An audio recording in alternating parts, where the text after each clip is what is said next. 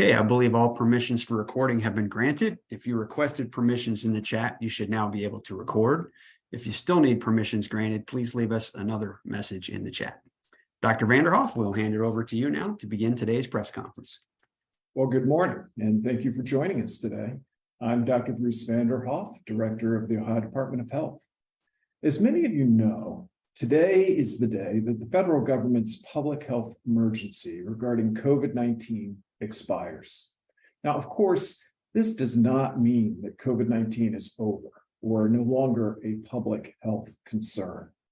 While thankfully, case numbers, hospitalizations, and deaths have been declining since the start of the year, and now we're at some of our lowest levels since the pandemic began. The reality is that people are still getting sick, and tragically, the lives of 40 to 50 Ohioans are still claimed by this virus every week. Nevertheless, the end of the public health emergency is another step along the path that we've been taking for some time now, a transition from dealing with COVID-19 as a pandemic to coping with it as more of an endemic disease. Now, as background, then Secretary of Health and Human Services, Alex Azar, first declared a public health emergency at the end of January 2020. Former President Trump declared it a national emergency in March 2020. The declarations gave the federal government flexibility to waive or modify certain rules in the Medicare and Medicaid programs, as well as in private health insurance. The main goal was to help people get access to care. Now, since taking office in January of 2021, President Biden extended the emergency status several times, but now, after more than 3 years, it is expiring.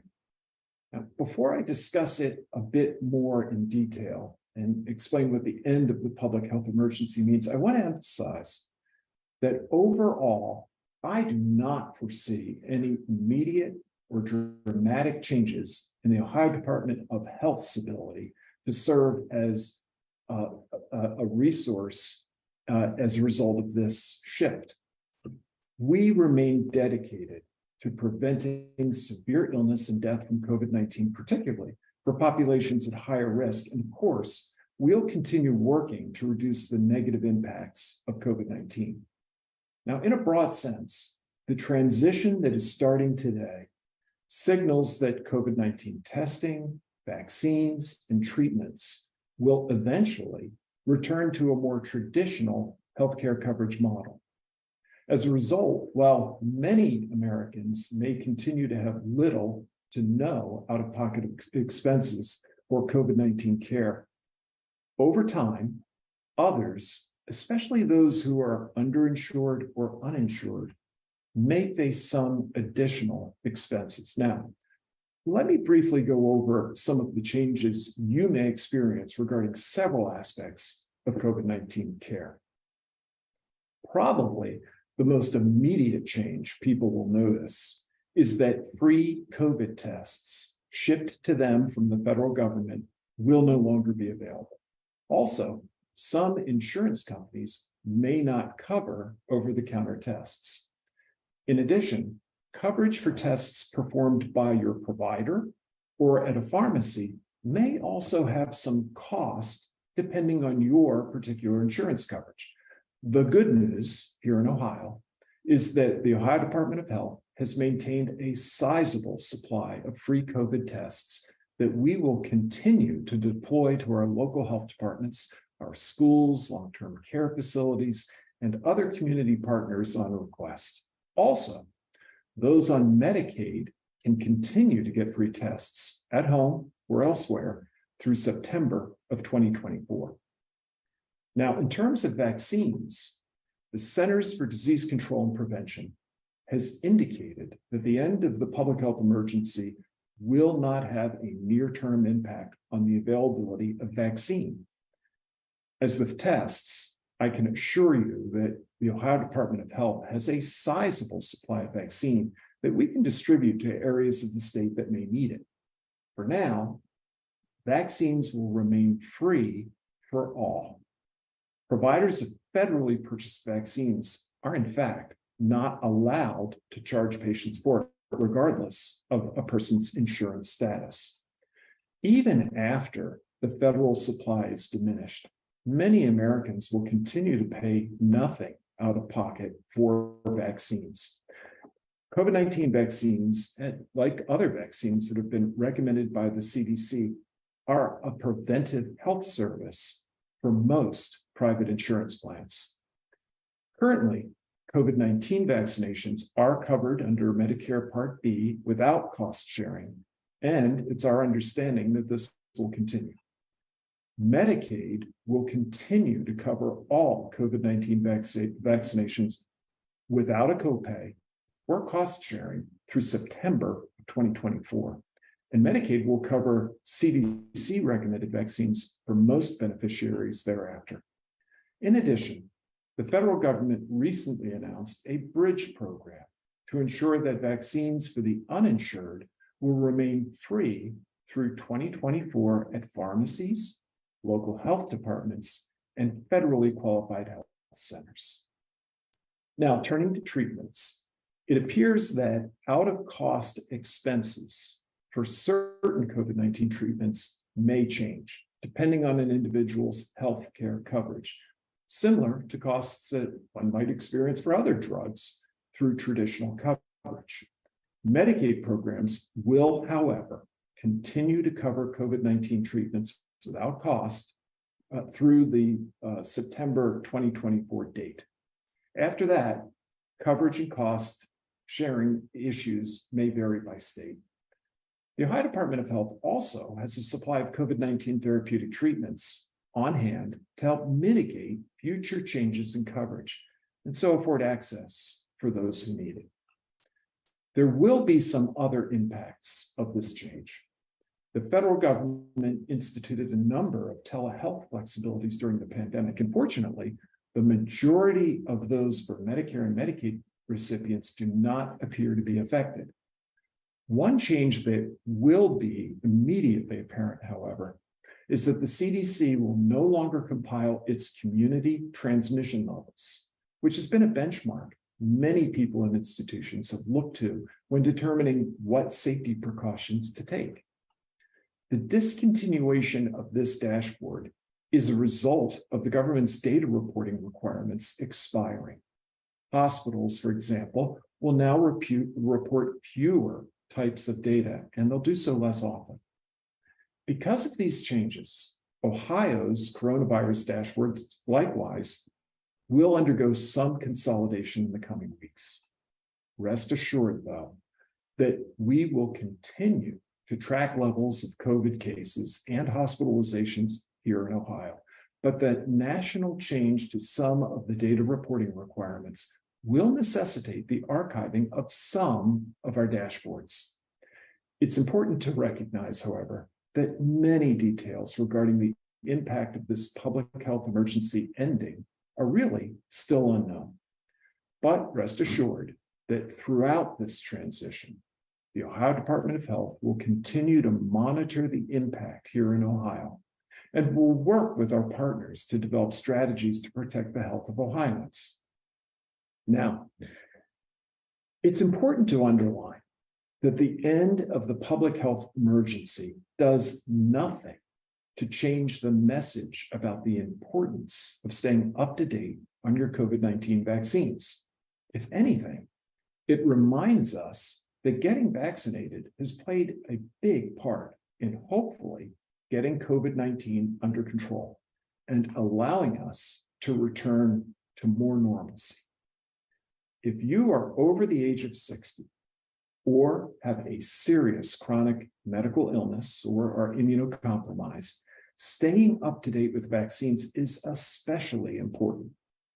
We're looking forward to the CDC coming out with new guidance plans for the fall and even the potential for new vaccines. But for now, if you have not received a bivalent vaccine dose, please get one. And if you are over the age of 60 or at increased risk related to a medical condition, please consider a second bivalent booster shot. In addition to the COVID-19 vaccine, the pandemic has certainly served to underline the importance of protecting yourself against all manners of preventable conditions. The measles outbreak last fall in Ohio is one prime example of what can happen when a vaccine-preventable illness enters a largely unvaccinated population. In Ohio, we're encouraged that the vaccination rates among incoming kindergartners improved in the most recent school year, but we still have work to do in order to ensure that all of our children are protected against so many preventable childhood diseases. And recently, the medical community got some encouraging news with the FDA's approval of a first ever vaccine for respiratory syncytial virus, or RSV, which, as you may recall, hit Ohio very hard this past year. The recently approved vaccine is for older adults, but we are also anticipating FDA approval later this year of a vaccine that would protect infants, who are the group most at risk for serious disease related to RSV. Now I want to take a break and turn to our guest, Dr. David Margolius, Director of the Cleveland Department of Public Health, further discuss some of the implications of the end of the COVID-19 public health emergency. Dr. Margolius, we know that the COVID-19 virus is not gone, and there's always the possibility, of course, of another surge, small or large. With the end of the public health emergency, as a local public health leader, what are you recommending people do now regarding testing and preparing themselves to be tested if they think they might have COVID-19? Thank you. Thanks, Dr. Vanderhoff, for inviting me today from Cleveland. Really happy to be here.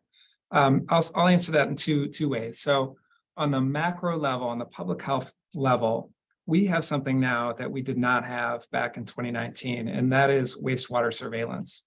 Thanks to the Ohio Department of Health and federal surveillance, we will know when the next surge is coming, if it does come, in a way that we didn't have when this started. We were relying on individuals for testing.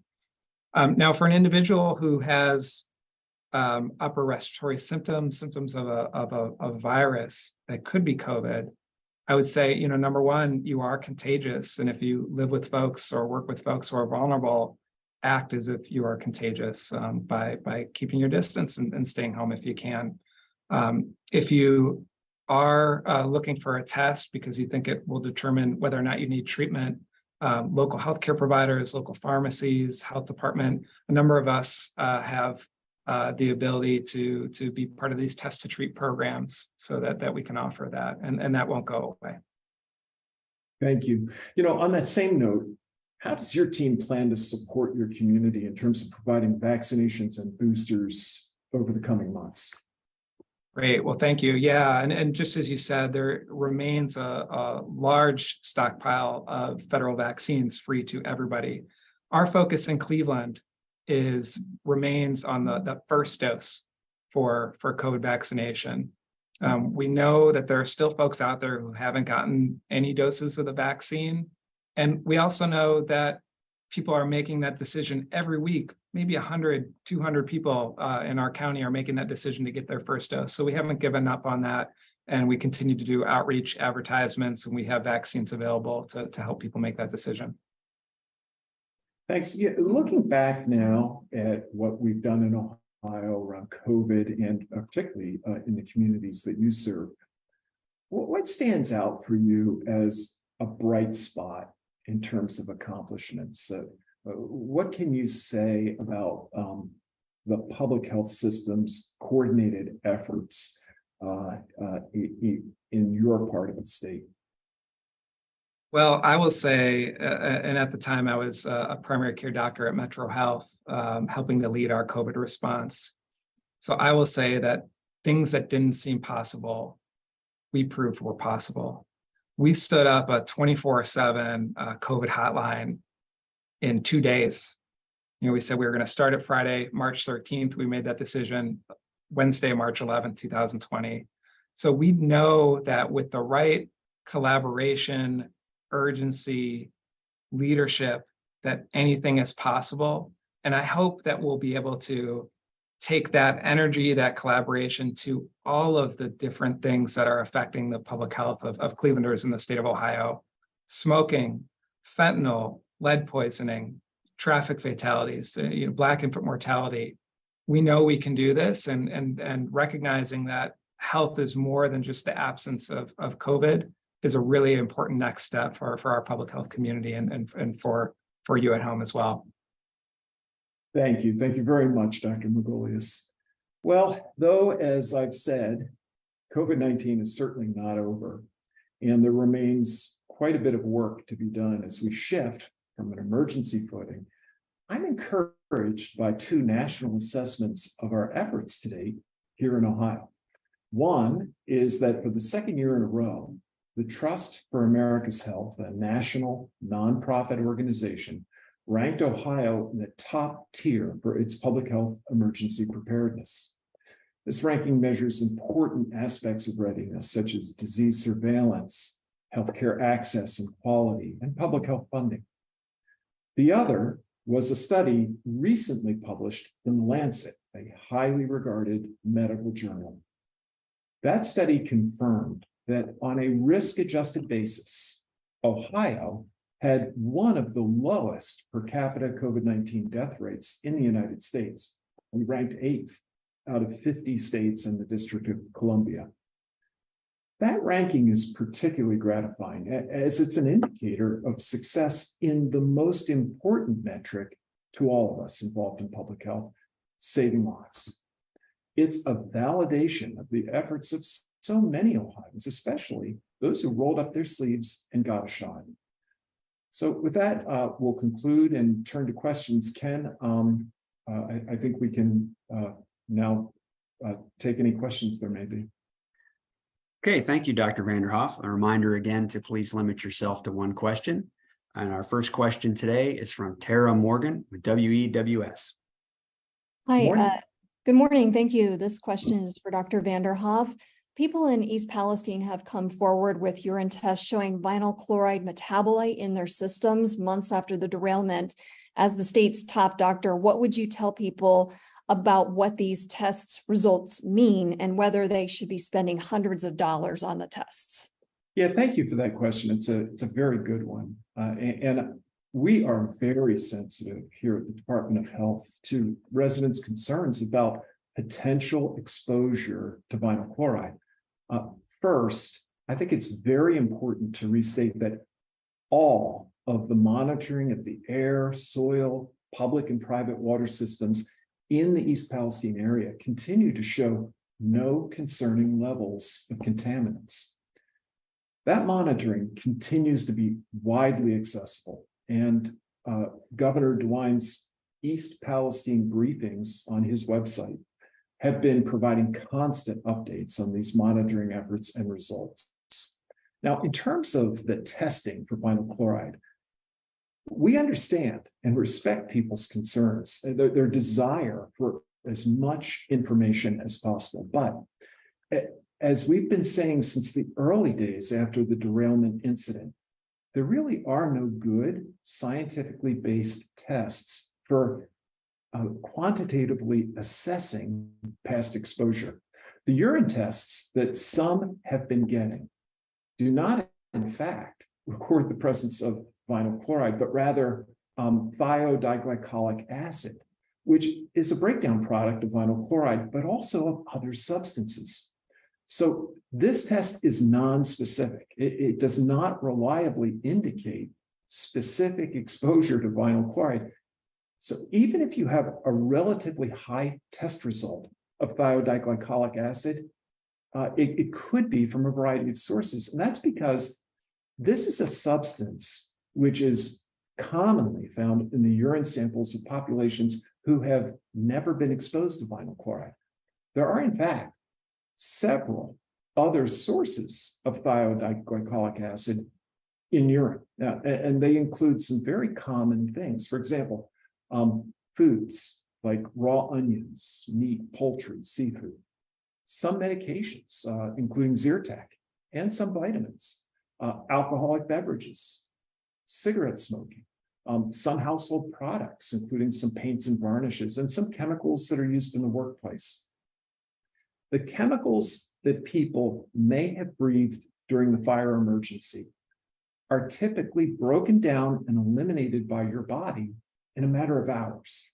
So as we've been saying all along, what we encourage is that people who have these health concerns consult with their provider who knows their medical history and can help guide each individual patient in making the best decisions, including appropriate specialty consultation. And if you don't have a provider, the East Liverpool City Hospital, East Palestine Clinic is now open and fully equipped and ready to handle these questions on an individual basis and help provide people with ongoing care. Okay, our next question is from Joe Ingalls, Ohio Public Radio and TV. Good morning. Joe, you're muted. You have a question? All right, we can go back to you if you. No, go ahead. Go ahead. Morning. You know what? We won't skip you, Joe. We'll just put you back in line. Let's go to Laura Hancock from the Plain Dealer. Yes, Dr. Vanderhoff, the Ohio disease reporting system, it's like 2 decades old, and it was hard to get a lot of specific information off of it. And it was searchable. A lot of times the reporters were trying to figure out certain things about, areas of the state and what was going on. And we were told that it wasn't searchable. You couldn't query it. I mean, have you guys started to make any of the updates that are necessary, or have you started to rebuild it? And is COVID still like a reportable disease for doctors and health departments? Yeah, thanks for that question. As we have gone through the last few years, there has been great emphasis within the department on updating and modernizing our data systems. As you know, I think it's true not just for the Department of Health, but for so many companies, organizations, and healthcare providers. The process of updating these data systems is pretty extensive and takes quite a bit of effort. Nevertheless, an awful lot of the data that we collect and now post has in fact been updated to newer systems and is often available directly on our website when it may not have been at the beginning of the pandemic.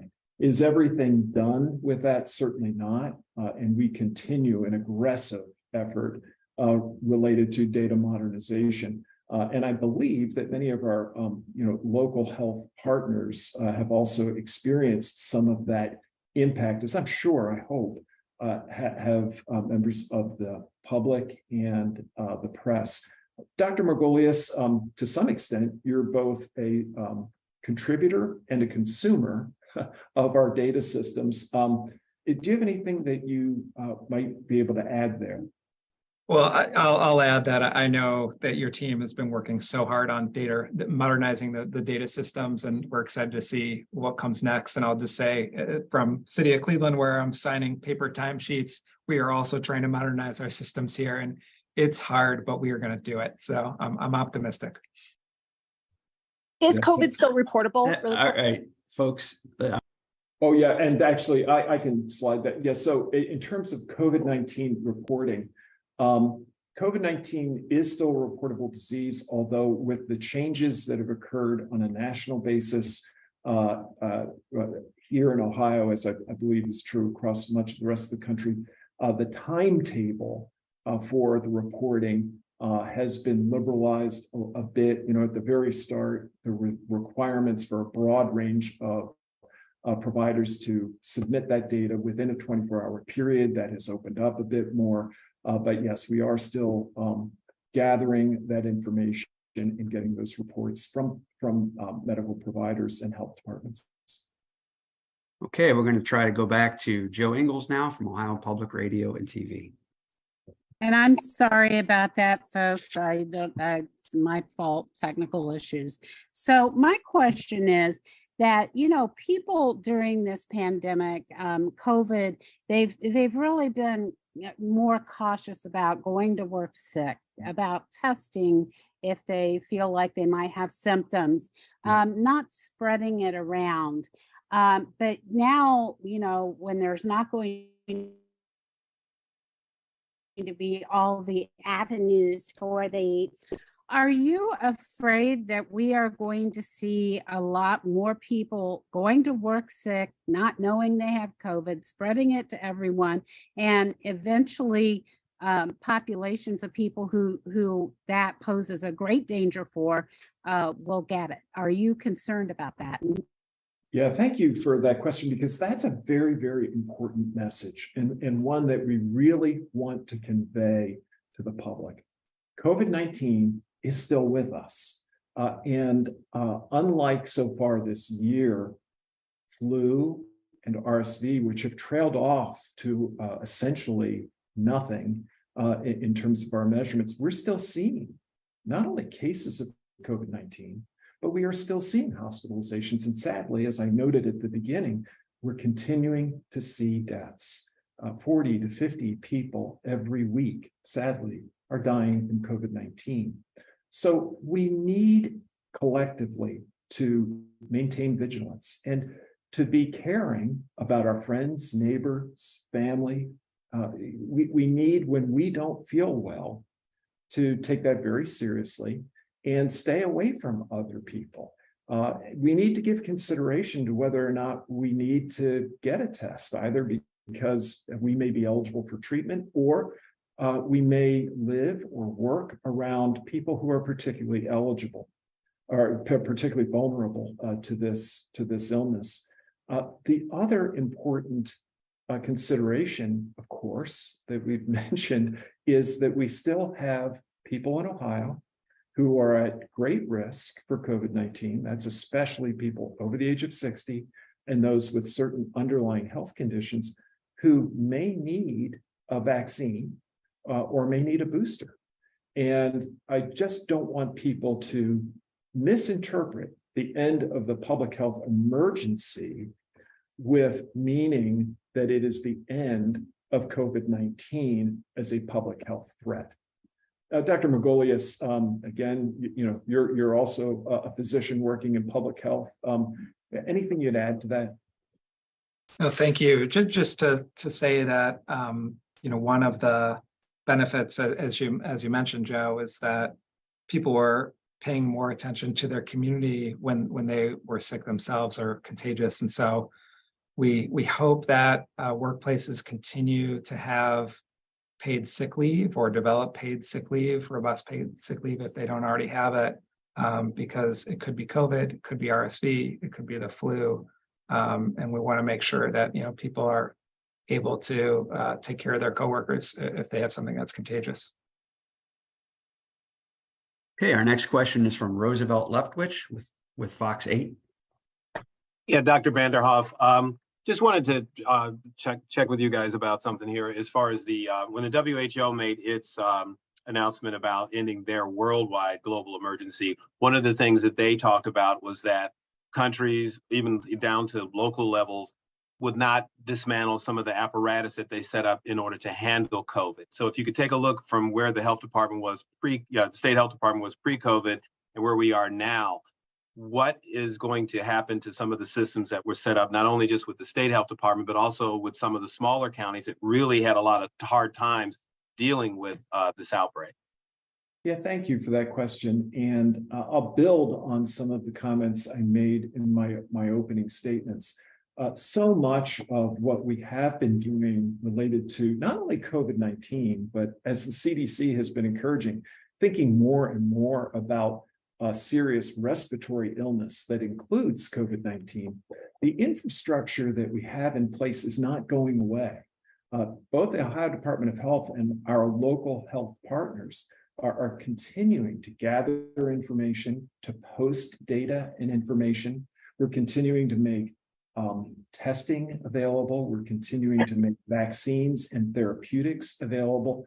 And while we don't know everything about exactly how the transition will play out of moving from a declared public health emergency into a new state of dealing with COVID-19, we are not dismantling our public health response capabilities or resources. We're simply evolving them as the nature of this pandemic is itself evolving. Dr. Margolius, at a local level, anything that you would add to that? Yeah, we have robust support through Ohio Department of Health and the CDC Public Health Infrastructure Grant to be able to take care of health in its totality. And so we're in a really good place. We also, wastewater surveillance, I mentioned, didn't exist before COVID that we have now. And just the fact that we developed as a country a vaccine in 9 months that, took us from ICU full of people on ventilators with COVID to a much different situation where severe illness was seen as preventable thanks to that vaccine. So that is something that we know that we have going into future pandemics that we didn't know about before. Okay, our next question comes from Jim Provence with the Toledo Blade. Hi, Dr. Vanderhoff. I'm going to build on something that we talked about a little bit earlier. From our experience over the last 3 years, what has Ohio learned that is better prepared for the next pandemic that is not COVID related? I know wastewater monitoring may warn us of the next COVID surge, but is that going to tell us anything early about something that is not COVID? Yeah, thank you so much for that.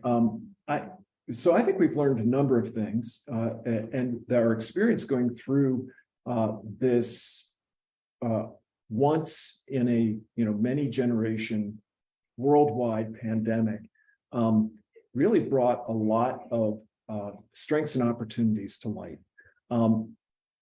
One of the areas that we learned a lot about was the importance of being able to not only gather but post data. This again reflects the question of one of our earlier reporters. Gather and post data in ways that are highly accessible for people. Because as the governor has said repeatedly, the more transparent we can be with what we know, the better it is. The better people are able to understand and respond to what we're concerned with. So we've learned a lot there. Very proud of the work that has occurred over the course, especially over the last 2 years, related to the Innovate Ohio platform and getting a lot of that data posted in ways that are highly accessible. Again, as I noted, there's more work to be done, but we're continuing to press forward on that work. Another area of learning is the vital role of coordination across the state. And we now have frameworks and structures in place that we're going to work to maintain that allow us to be so much more nimble and responsive. I can't go through a laundry list, but I'll give you one great example, and that is our hospital zone system, where we now have the entire state organized into 3 major zones that are able to work with my office and the governor's office in a highly coordinated manner and address emerging issues very rapidly. So, whether it's a ventilator shortage or a problem with supplies that may be related to a national supply shortage, or something as straightforward as a given institution losing morgue capability because of just a systems failure and needing to be able to turn quickly, get that information to us, and for us to be able to deploy that resource. It's all the kind of response now that we can do within a matter of hours because of the increased coordination that we have. So I could go on and on, but I hope that gives you a flavor for what we're talking about. Again, Dr. Margolius, this I think is also You got putting it at the local level. Yeah, you got it. Yeah, just refer to my earlier comments. We're in a very different place and ready to respond. Okay, our final question today is from Danny Eldridge with Hannah News Service. Hello, thanks for taking our questions. My question's about, so with the end of the pandemic, we're going through Medicaid redetermination right now. So thousands of people are going to lose their healthcare coverage. What kind of effect is that going to have on the state health department and local health departments? And will you see increased strain on these systems? Well, thanks for that question. Yeah, I think it's something we're watching very, very closely. I can tell you that our stance is to be working to mitigate wherever we can the likelihood of there being an impact. So as I was going through, for example, I'm talking about COVID-19, we're working to provide as many bridges as we can to those who may be or underinsured to ensure that, for example, with COVID-19 care, those issues are addressed. But I think that a lot remains to be seen, both in terms of what those numbers actually end up being, and we'll have to continue to work together to identify opportunities to provide bridges for people who are impacted. Okay, thank you again for joining us today. Dr. Vanderhoff, do you have any closing remarks? Well, I want to thank everyone again. I know it's been a while since we've had an opportunity to get together and talk about public health issues in this forum. As always, I really appreciate not only your attention, but your important messaging, as well as the really good questions that you asked. Okay, this concludes today's press conference.